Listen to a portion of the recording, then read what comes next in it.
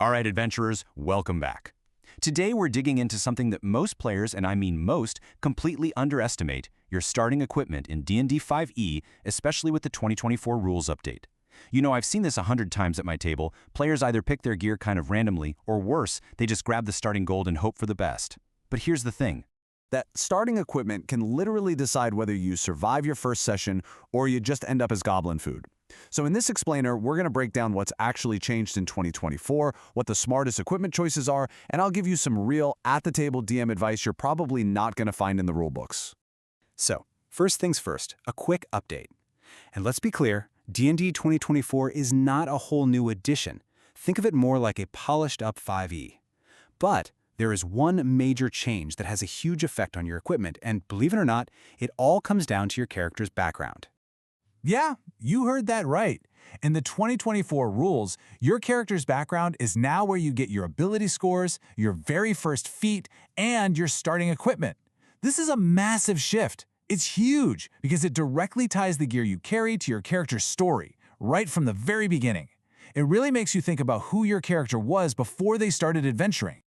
And on top of that, the new rules put a lot more emphasis on using tools and crafting, which means your gear choices have a much bigger impact on gameplay than they ever did before.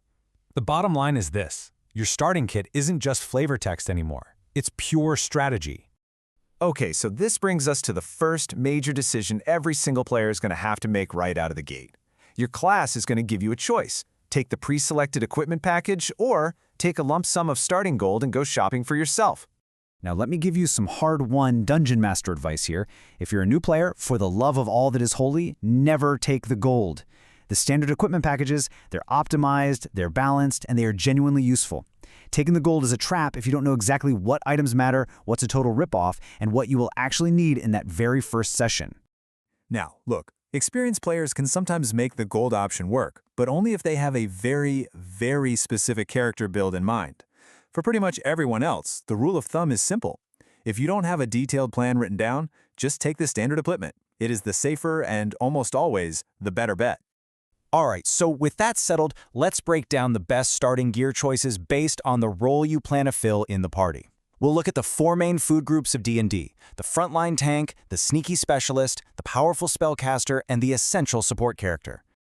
Okay, so here's the quick and dirty breakdown. For your frontline folks, it's all about heavy armor and a shield. For your dex and stealth characters, you're looking at light armor and those all-important tools. Spellcasters need their arcane focus, and of course, support characters need their holy symbols and healing stuff. So let's start with the frontline. I'm talking about your fighters, paladins, and barbarians. Your job is dead simple: stay alive and protect the squishies. The best picks here are going to be the heaviest armor you can get your hands on, like chainmail, and a good, solid martial weapon. But the most important piece of all is the shield. This might just look like a number, but do not underestimate it. That +2 to your armor class you get from a shield, it is absolutely massive at level 1. It's the difference between a goblin scimitar hitting you or you just laughing as it clangs harmlessly off your defenses. Just remember this: at level 1, survivability is always more important than how much damage you can deal. Next up are dexterity and stealth characters, so your rogues and rangers. Here, your priority is mobility and flexibility. You'll want a short bow for attacking from a distance, a rapier for when things get up close and personal, and this is non-negotiable: you must take thieves' tools. I cannot stress this enough. If you are the party's rogue and you don't have thieves' tools, congratulations. You have just turned every locked door and trapped chest into a potential boss fight for the entire group. Now, let's move on to the spellcasters, your wizards, sorcerers, and warlocks. Your main job, honestly, is to not die in one hit. The two items you need to think about are an arcane focus and a component pouch. So the focus is all about convenience. You just hold it and cast.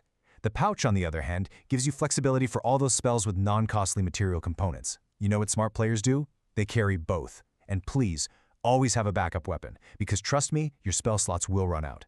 And for our support roles, the clerics, bards, and druids, your job is to keep everyone else alive. You'll need a healer's kit, a holy symbol, or a druidic focus, and the absolute best medium armor you can wear. A cleric without armor dies fast, and let's face it, you can't be a very good healer if you're the one who constantly needs healing. Alright, now for my favorite part, let's talk about the items that might not look flashy on your character sheet, but can absolutely 100% win campaigns. These are the unsung heroes of starting equipment. So here are 5 things that are just critical, I don't care what class you are.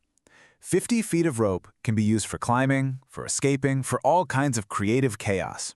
A torch or some other light source is vital because, well, darkness kills parties. Rations and a bedroll, they ensure you can actually survive and get the benefit from a long rest. And a healer's kit lets you stabilize a dying friend without burning a spell slot. And this really gets to the core truth about these items.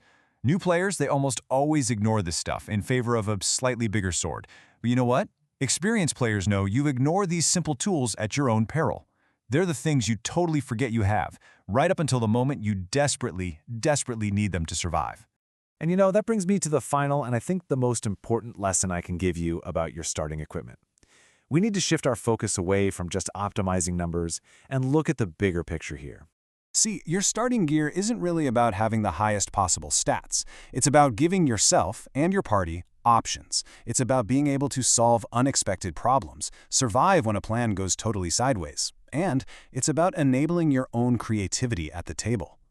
The best players, the ones that are an absolute joy to have at the table, they don't ask this question when they're picking their gear. They aren't just thinking about themselves or their personal damage per round. They're thinking about the whole group.